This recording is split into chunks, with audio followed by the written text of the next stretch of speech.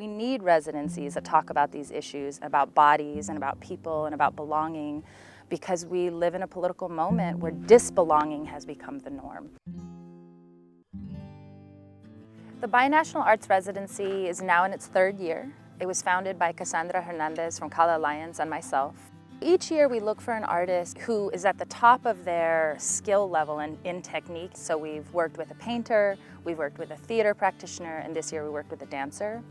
So they have to have the skill to do the work, but they also have to have a deep commitment to social engagement and politics.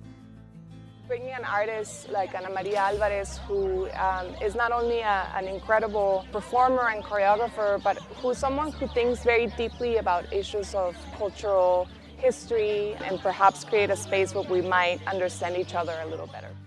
It's work that's about the urgency of people's voices being heard, the urgency of tearing down male patriarchy and white supremacy, the urgency of creating connections where a border divides, but a border is also it's a space of connection, right? It's a point where people can come together. I think a residency like this allows us to create new culture flows and allows us to feel more closely connected at a time where a lot of the rhetoric that we feel is about the ways in which we're different, the ways in which we should be perhaps suspicious of one another. So as we think about borders as that which separate us, the intention of the piece was to bring both communities together to experience the same artistic expression through dance and theater simultaneously at the border.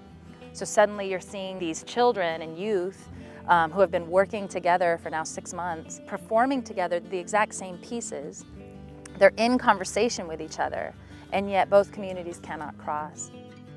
During the entire tech rehearsal, I was over on the side of Agua Prieta, and during the performance, I started in Agua Prieta, and I literally walked across the border during the show, standing here in Douglas and watching the students be in Agua Prieta and realizing, you know, we never had a rehearsal where they weren't together.